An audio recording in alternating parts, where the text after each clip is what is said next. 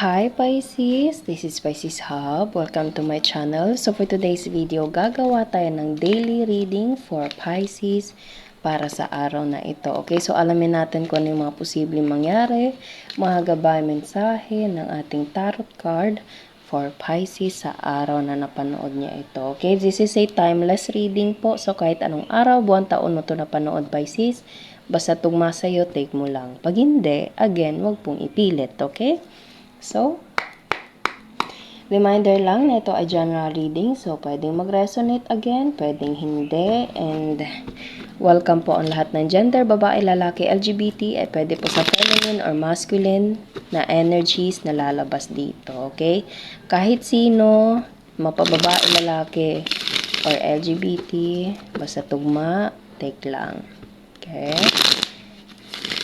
So, alamin natin kung ano yung mga posibleng mangyari, mga gabay mensahe ng ating tarot card for Pisces sa araw na napanood niyo to. May message po ba kayo for Pisces sa araw na napanood niyo to? Okay. Oh, there's a Three of Pentacles. Okay, so you're in a naririnig ko yung word na business trip or something like trabaho. Okay, parang meron kayong pagmimitingan. Okay, pwedeng ito ay merong involved sa grupo Pisces or you dealing with someone na parang nasa trabaho. Pwede pong ganun. Okay, may pinagkakaabalahan, may offer, may career, okay, or financial, kahit ano man yan, basta merong pentacle, tapos merong dalawang tao na nag-uusap-usap dito, or merong ginagawa. Okay, so, obviously, this is something na konektado sa pera, and you're dealing with, Knight of Swords. Ito ay mabilisan, Pisces, biglaan. Okay, all of a sudden. Kasi Knight of Swords is a fastest card sa ating tarot deck. Okay, so ito yung pinakamabilis. So, ibig sabihin, kung trabaho or offer man ito, mabilis to, biglaan to. Okay, so, it's up to you kung ano yung magiging decision mo about this, Pisces. Pero mabilisan to siya, biglaan, okay? And meron itong connection sa pera, meron itong connection sa trabaho, offer, career, okay? Or anything na kumbaga merong darating sa'yo and mabilis ito. Okay, so take mo lang, Pisces, kung saan po mag-resonate po. Okay. So, ano pa? Ano po itong darating? Ano po itong about sa Three of Pentacles na ito? Pagkakaabalahan nila Pisces, okay? Feeling ko meron kang i-deal na tao or mga tao, Pisces. Okay, bottom of the deck is Wheel of Fortune. Yes, this is something na parang pagbago sa plano. Okay, may mga plano siguro kayo, Pisces, na medyo mapabago lang ng very light, okay? Pero mangyayari siya, biglaan to. Okay, all of a sudden, meron kang matatanggap na pwedeng biglaang trabaho, okay, biglaang balita na konektado sa pinansyal, sa trabaho, okay, pero as I said kanina, ano to siya parang medyo mababago lang ng very light yung plano. Pero, mangyayari pa rin, okay? Kung hindi naman magbabago yung plano, Pisces, ito yung parang sitwasyon na kailangan mong mag-decide, okay? Ito yung sitwasyon na parang darating for you. It's either out of nowhere na project, okay? Or meron kang kaibigan or kakilala or boss mo mismo or someone na dinidil mo, mahal mo sa buhay na parang i-offer ka nito, okay? Bibigyan ka nito, okay? So, kumbaga yung decision, Pisces, is nasa iyo po. Okay, the Wheel of Fortune right here.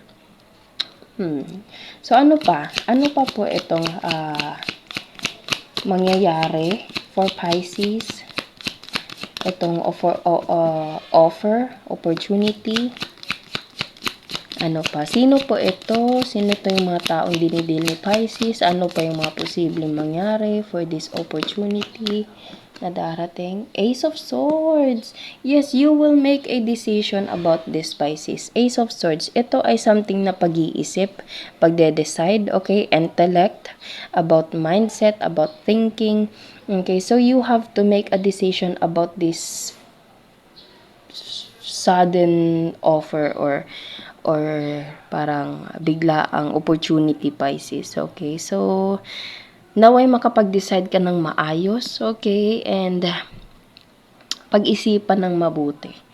Okay, so actually maganda to Maganda to kung ikaw man yung si Pisces na naghahanap ng reading na meron bang darating for you na makakatulong sa iyo lalo na sa financial. Ito na yun, Pisces. Okay, so all of a sudden biglaan to siya, hindi mo inakala na merong darating for you and you are the one na magde-decide kung ano yun, kung ano ba, tatanggapin mo ba ito or hindi. Okay, so pwedeng meron na itong connection sa group of people or pwedeng specific person, okay? Pwedeng magbabago yung plano or merong bigla ang darating for you, Pisces, and you have to make a decision, you have to make a plan about this, okay? Or you're dealing with someone na ganito yung gagawin, biglaan, okay?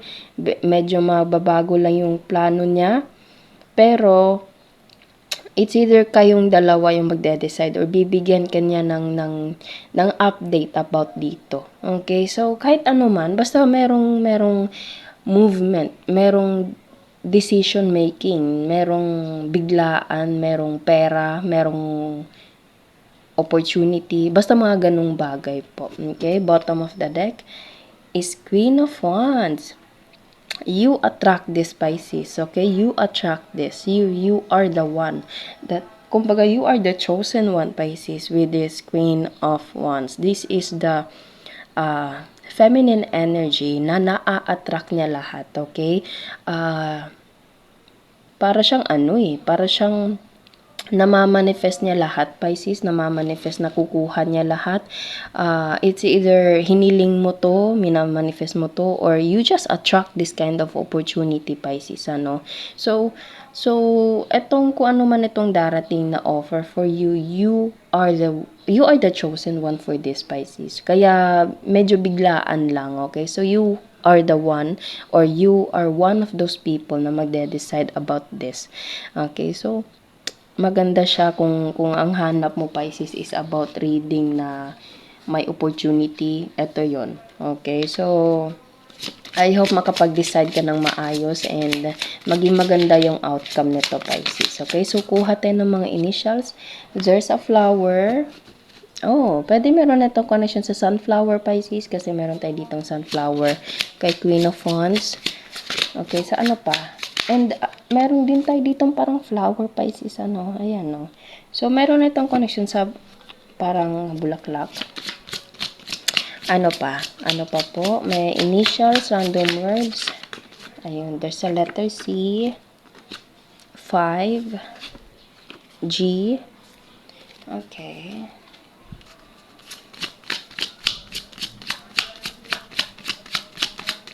Ano pa? May initials pa po ba? Mga random words. City. Moonlight.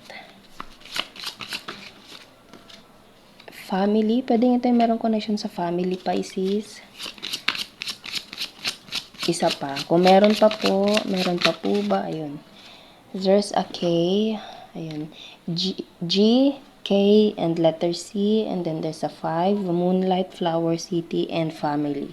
Okay, so yun po ang ating reading for Pisces para sa araw na ito. Naway nagustuhan nyo po. Huwag nyo po sanang kalimutan na mag-like at mag-subscribe po sa ating channel and click the bell button para ma-notify po kayo sa next videos na i-upload natin. Okay, so thank you, Pisces, and God bless!